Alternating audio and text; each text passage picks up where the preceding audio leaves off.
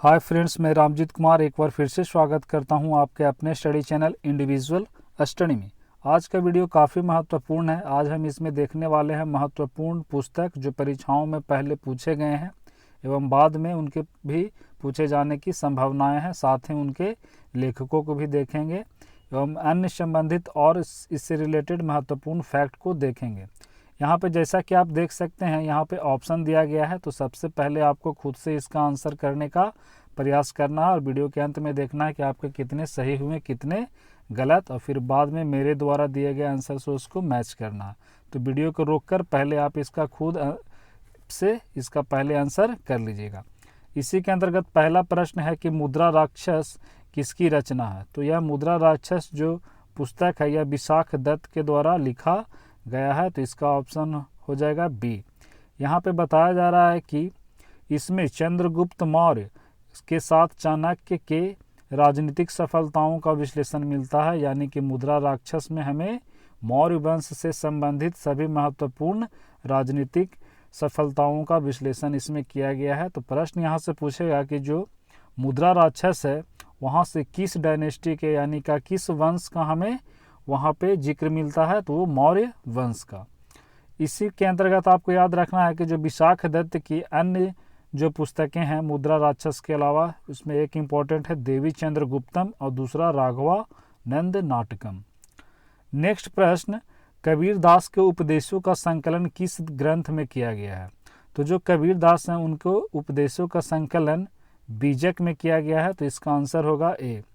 बीजक के बारे में बताया जा रहा है कि यह साखी, सबद, रमैनी इसके 3 मुख्य भाग हैं। हालांकि अन्य भाग भी हैं, लेकिन ये 3 भाग आपको याद रखना है, साखी, सबद और रमैनी, जो कि कबीरदास के द्वारा ही लिखा गया है। इन्हीं को एक जगह संकलित किया गया जिसका नाम पड़ा बीजक। तो यह किसके द्वारा संकलन का कार्य किया गया ये आपको याद रखना, ये काफ़ी इंपॉर्टेंट है। तो यह इनके एक शिष्य थे धर्मदास, उन्हीं के द्वारा ऐसा किया गया। नेक्स्ट, रघुवंशम महाकाव्य के रचनाकार कौन है। तो रघुवंशम का रचनाकार कालिदास हैं, तो इसका आंसर हो जाएगा बी। यहाँ पे बताया जा रहा है कि जो रघुवंशम है वह कालिदास की काफ़ी ही एक प्रसिद्ध रचना है। इसके अलावा जो अन्य है उन सभी को याद कर लीजिए। अभिज्ञान शकुंतलम, इससे कई बार प्रश्न पूछा गया है, तो ये भी कालिदास से रिलेटेड है। दूसरा विक्रमोर्वशीयम कालिदास से, मालविकाग्नि मित्रम, फिर यहाँ पे आपका आ गया नेक्स्ट कुमार संभवम, मेघदूतम और ऋतु संहार। एक यहाँ पे रोचक कहानी है, वो है मालविकाग्नि मित्रम से। इसमें 2 पात्र हैं इस कहानी में, एक है मालविका नाम की एक स्त्री है और दूसरे अग्निमित्र। वे जो अग्निमित्र हैं वह पुष्यमित्र शुंग के बेटे हैं। इन दोनों का प्रेम गाथा यानी मालविका और अग्निमित्र का इस पुस्तक में मिलता है, मालविकाग्नि मित्र में। तो यहाँ पे आपको ये याद रखना है कि यह जो पुस्तक है मालविकाग्नि मित्रम वह हमें किस वंश से संबंधित जानकारी देता है। तो आप वहाँ से अग्निमित्र से रिलेट करके याद रख सकते हैं कि शुंग वंश से संबंधित है। इसके अलावा एक अन्य तथ्य जो काफ़ी इम्पोर्टेंट है कि कालिदास को एक अन्य उपनाम से भी जाना जाता है, जो भारत का शेक्सपियर। ये संस्कृत के काफ़ी बड़े नाटककार थे, काफ़ी ज़्यादा नाटक लिखे हैं। जिस प्रकार शेक्सपियर ने इंग्लिश में लिखा है, इसलिए इतिहासकारों ने इनकी तुलना शेक्सपियर से किया है। तो भारत का शेक्सपियर किसे कहा जाता है, तो कालिदास को। नेक्स्ट है कि कालिदास चंद्रगुप्त द्वितीय के दरबारी कवि थे। तो किनके दरबार में यह कवि थे, तो चंद्रगुप्त द्वितीय। नेक्स्ट प्रश्न, हितोपदेश नामक पुस्तक के लेखक कौन है। तो हितोपदेश पुस्तक के जो लेखक हैं वह है नारायण पंडित।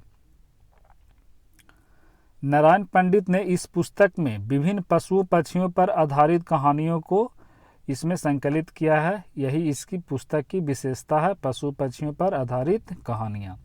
नेक्स्ट, अर्थशास्त्र पुस्तक के लेखक कौन है। तो अर्थशास्त्र पुस्तक के लेखक चाणक्य हैं, तो इसका ऑप्शन हो जाएगा आंसर ए।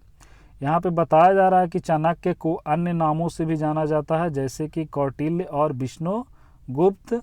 साथ ही यहाँ पर एक बात जो इम्पोर्टेंट, जहाँ से प्रश्न कई बार पूछे गए हैं कि जो अर्थशास्त्र है वह किस प्रकार की पुस्तक है। तो वे राजनीति संबंधी पुस्तक है, यानी वे हमें मौर्य जो उस समय का जो वंश था उसके राजनीति संबंधित विवरण हमें देता है। तो ये राजनीति का है पुस्तक, ये कोई अर्थशास्त्र का यानी कि इकोनॉमिक्स का पुस्तक नहीं है, राजनीति से रिलेटेड है। अर्थशास्त्र की तुलना मैकियावेली के द प्रिंस से की जाती है। तो ये आपके ध्यान रखना है कि जो द प्रिंस है किसकी रचना है, मैकियावेली की है, और इससे अर्थशास्त्र की तुलना की जाती है। नेक्स्ट प्रश्न है कि इनमें से जयदेव एक कवि हुए, इनके द्वारा कौन सा ग्रंथ लिखा गया था। तो यहाँ पे ग्रंथ का नाम लिखा गया है, पुस्तक का नाम, तो ये गीत गोविंद इनके द्वारा लिखा गया था, जयदेव जी के द्वारा। बताया जा रहा है कि गीत गोविंद के अलावे रति मंजरी भी इनकी एक प्रसिद्ध लिखित पुस्तक है। नेक्स्ट हर्षचरित जो पुस्तक है इसके लेखक कौन है। तो इसके लेखक वान भट्ट हैं। वान भट्ट राजा हर्षवर्धन के दरबारी कवि थे, उन्हीं के द्वारा यह पुस्तक लिखा गया था। और इस पुस्तक में राजा हर्षवर्धन यानी राजा हर्ष के जीवन चरित्र को वर्णित किया गया है। तो यह किसके द्वारा लिखा गया है, वान भट्ट के द्वारा। एवं वान भट्ट की एक और महत्वपूर्ण पुस्तक जो काफ़ी बार इस एग्जाम में प्रश्न पूछे गए हैं वह है कादम्बरी, जिसे दुनिया का पहला उपन्यास भी माना जाता है। नेक्स्ट है कि नागानंद, रत्नावली और प्रियदर्शिका, ये जो 3 महत्वपूर्ण पुस्तकें हैं यह किसके द्वारा लिखा गया है। तो यह हर्षवर्धन के द्वारा लिखा गया है। जैसा कि अभी बताया गया कि हर्षचरित अगर पूछे तो वो वान भट्ट के द्वारा लिखा गया है, जो कि राजा हर्ष पर उनके विवरण को बताता है, उनके जीवन संबंधी। लेकिन राजा हर्ष ने खुद 3 महत्वपूर्ण पुस्तकों को लिखा था, जिसमें रत्नावली, नागानंद और प्रियदर्शिका शामिल है। इसका आंसर हो जाएगा हर्षवर्धन। नेक्स्ट प्रश्न है कि अष्टाध्यायी निम्नलिखित में से किसकी रचना है। तो अष्टाध्यायी पाणिनि के द्वारा लिखा गया है। यह किस प्रकार का पुस्तक है। तो यह एक प्रकार का ग्रामर यानी व्याकरण से रिलेटेड पुस्तक है।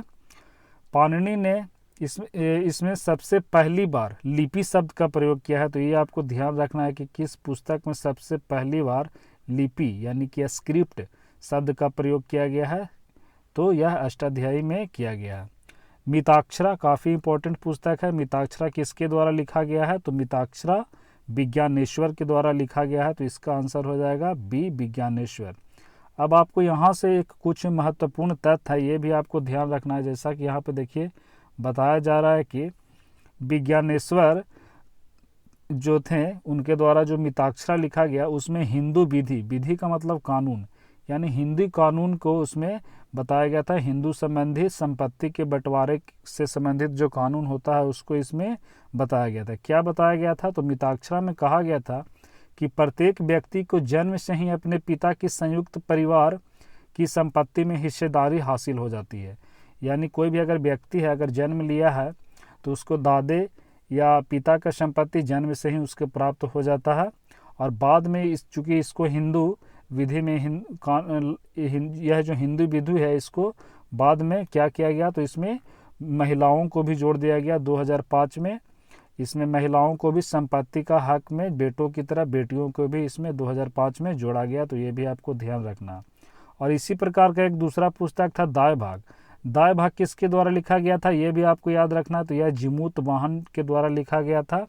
जिस प्रकार मिताक्षरा किसके द्वारा लिखा गया था, तो विज्ञानेश्वर के द्वारा, उसी प्रकार दाय भाग जिमूत वाहन के द्वारा लिखा गया था। यह भी एक हिंदू विधि संबंधी पुस्तक है। ये पुस्तक क्या कहता था, तो ये कहता था कि अगर पिता जिंदा है तो उसके जीवन काल में संपत्ति उनके बेटों को नहीं दिया जाएगा और उनके मरने के पश्चात संपत्ति का बंटवारा होगा, ऐसा दाय भाग कहता था।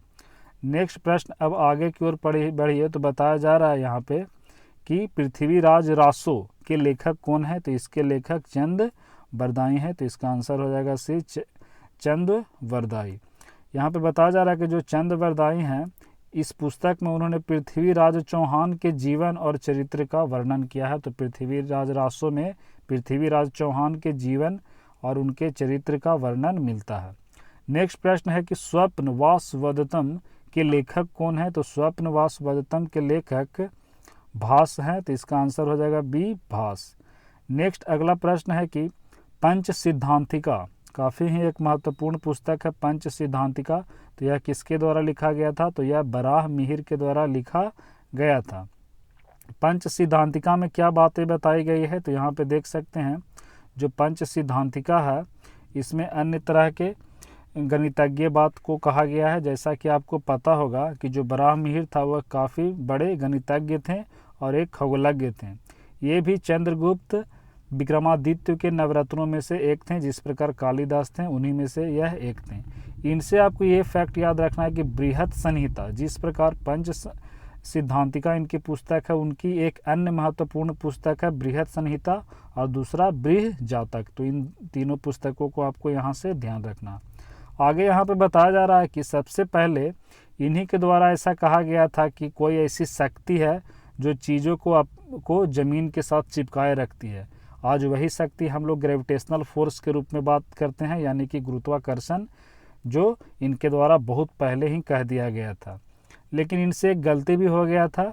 इनका कहना था कि जो पृथ्वी है वह गतिमान नहीं है, यानी कि पृथ्वी घूम नहीं रही है, पृथ्वी स्थिर है, जो काफ़ी एक बड़ी गलती थी। लेकिन फिर भी बराहमिहिर काफ़ी बड़े खगोलज्ञ और गणितज्ञ थे। नेक्स्ट है कि 10 कुमार चरितम की रचना किसके द्वारा किया गया था? तो यह दंडी के द्वारा किया गया था। तो इसका आंसर हो जाएगा डी, दंडी। दंडी के अन्य पुस्तक हैं काव्यदर्श और अवंती सुंदरी। तो इन दोनों को आपको ध्यान में रखना है। नेक्स्ट है कि मृच्छ कटिकम। जो मृच्छ कटिकम है इसका मतलब होता है मिट्टी का खिलौना या मिट्टी के गाड़ी। तो इसकी रचना किसके द्वारा की गई थी? तो इसकी रचना शूद्रक के द्वारा किया गया था। शूद्रक के अन्य पुस्तकों के देख सकते हैं यहाँ पे वासवदत्ता और पद्म प्रवृत्तिका। यहाँ से एक प्रश्न कई बार पूछा गया है कि जो मृच्छ कटिकम है वह हमें किस वंश के बारे में जानकारी देती है? तो वो हमें गुप्त काल यानी कि गुप्त वंश के बारे में जानकारी देती है मृच्छ कटिकम। महाभाष्य किसकी कृति है? तो महाभाष्य पतंजलि के द्वारा लिखा गया है। तो इसका आंसर हो जाएगा बी, पतंजलि। महाभाष्य के बारे में आपको ये ध्यान रखना है कि ये अष्टाध्यायी की जो पुस्तक थी उसी से, उन्हीं के भाष्य से इसको फिर महाभाष्य यहाँ पे पतंजलि के द्वारा वहीं से इसको लिया गया था और बनाया गया था। तो आपको सिंपली याद रखना है कि जो महाभाष्य है वह किसके द्वारा लिखा गया है? तो वह पतंजलि के द्वारा लिखा गया। और पतंजलि से एक प्रश्न पूछता है कि जो पतंजलि थे वे किसके पुरोहित थे? तो पुष्यमित्र शुंग के पुरोहित थे। एवं इनका एक पुस्तक काफ़ी इंपॉर्टेंट है, योग सूत्र यानी योग दर्शन। तो योग सूत्र या योग दर्शन किनसे रिलेटेड है? तो पतंजलि से रिलेटेड है। नेक्स्ट प्रश्न यहाँ पे है कि बुद्ध चरितम काफ़ी ही इंपॉर्टेंट पुस्तक, इसमें यह बताया जा रहा है कि यह किसके द्वारा लिखा गया है? तो बुद्ध चरितम अश्वघोष के द्वारा लिखा गया है। तो इसका आंसर हो जाएगा डी, अश्वघोष। अश्वघोष के बारे में यहाँ पे उनके जो अश्वघोष, इस पुस्तक में गौतम बुद्ध के जीवन चरित्र के बारे में बताया गया है, यानी कि बुद्ध के चरित्र को बताया गया है, यानी महात्मा बुद्ध के चरित्र को इसमें बताया गया है। और बुद्ध चरितम को बौद्धों का रामायण भी कहा जाता है। जैसा कि आपको पता होगा ये जो अश्वघोष थे, जब चौथी बौद्ध संगीति हुई थी उस समय यह उपाध्यक्ष थे और अध्यक्ष कौन थे? तो वो वसुमित्र थे।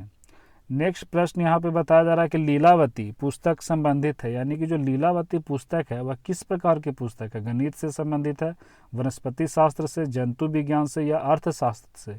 तो यह एक मैथमेटिक्स से संबंधित पुस्तक है, यानी कि गणित से संबंधित पुस्तक है। लीलावती के जो राइटर हुए इनका ध्यान रखना है कि इनके राइटर कौन है? तो इनके राइटर हैं भास्कर द्वितीय। और जो लीलावती थी भास्कर द्वितीय की पुत्री थी, इसी के नाम पर इस गणित के किताब का नाम रखा गया था लीलावती। नेक्स्ट यहाँ पे बताया जा रहा है कि कथा सरित सागर के लेखक कौन है? तो कथा सरित सागर के लेखक जैसा कि आपको पता होगा ये सोमदेव है। तो इसका आंसर हो जाएगा डी, सोमदेव। राजतरंगिणी काफ़ी इंपॉर्टेंट पुस्तक है यह। राजतरंगिणी किसके द्वारा लिखा गया है? राजतरंगिणी तो यह कल्हन के द्वारा लिखा गया है। इसमें हमें कश्मीर के विवरण मिलता है, यानी कि ये आपको ध्यान रखना है कि जो राजतरंगिणी है उसमें कश्मीर के इतिहास का विवरण मिलता है। नेक्स्ट प्रश्न है कि विक्रमांक देव चरित्र पुस्तक के लेखक कौन है? विक्रमांक देव चरित्र के तो इसके विल्हन है। अब जैसा कि कल्हन और विल्हन में आपको कंफ्यूज नहीं होना है, चूँकि राजतरंगिणी कल्हन का था, लेकिन अगर विक्रमांक देव चरित्र की बात किया जाए तो विल्हन का। दोनों में देखिए यहाँ भी वी लगा हुआ है, यहाँ पे वी, तो इन दोनों को आपको रिलेट करके भी इसे याद कर सकते हैं। तो यह किसके द्वारा लिखा गया है? विल्हन के द्वारा विक्रमांक देव चरित्र। विल्हन के अन्य एक पुस्तक है चौर पंचाशिका। नेक्स्ट है कामसूत्र के लेखक कौन है? तो कामसूत्र के लेखक महर्षि वात्स्यायन है। नेक्स्ट पंचतंत्र की रचनाकार कौन है? तो पंचतंत्र की रचना किसके द्वारा किया गया था? तो यह विष्णु शर्मा के द्वारा किया गया था। नेक्स्ट प्रश्न, मिलिंद पन्हो। मिलिंद पन्हो का मतलब होता है मिलिंद के प्रश्न, यानी इसमें एक राजा मिलिंद थे जो एक बौद्ध भिक्षु से प्रश्न पूछे थे, उसी बौद्ध भिक्षु का नाम पूछा जा रहा है। और जो मिलिंद पन्हो है इसमें राजा मिलिंद और वो जो बौद्ध भिक्षु थे नागसेन, उन्हीं दोनों के संवाद का यानी कि बातचीत का पूरा विवरण मिलता है। जो मिलिंद यूनानी राजा थे उनके द्वारा बौद्ध से संबंधित अन्य बातें पूछे गई थी बौद्ध धर्म से, उसी को संकलित किया गया है इस पुस्तक में। जैसा कि आप देख रहे होंगे नचिकेता, जैसा कि आपको पता होगा नचिकेता और यमराज के संवाद का विवरण किस में मिलता है हमें? कौन सा उपनिषद में? तो वे कठोपनिषद में मिलता है। तो ये भी आपको यहाँ से याद रखना है। नेक्स्ट प्रश्न यहाँ पे आगे की ओर बढ़े तो बताया जा रहा है कि मालती माधव किसकी कृति है? तो मालती माधव यहाँ पे भवभूति द्वारा लिखित कृति है, उन्हीं की रचना है भवभूति की। मालती माधव से रिलेटेड उनकी एक अन्य पुस्तक भी है, तो ये भी आपको याद रखना है। भवभूति से, क्योंकि भवभूति राइटर हैं, इन्हीं के द्वारा क्या लिखा गया था? मालती माधव। तो भवभूति की एक और रचना है, वो क्या है? तो वे उत्तर रामचरितम है। तो ये आपको यहाँ से रिलेट करके याद रखना है। हमारे जो 25 महत्वपूर्ण प्रश्न थे वो अब यहाँ पे ख़त्म होता है। वीडियो अच्छा लगा तो प्लीज़ आप इसे आगे शेयर करें और इसे लाइक भी करें। तो चलिए वीडियो को यहीं पे समाप्त करते हैं, इसका नेक्स्ट पार्ट जल्द ही आएगा।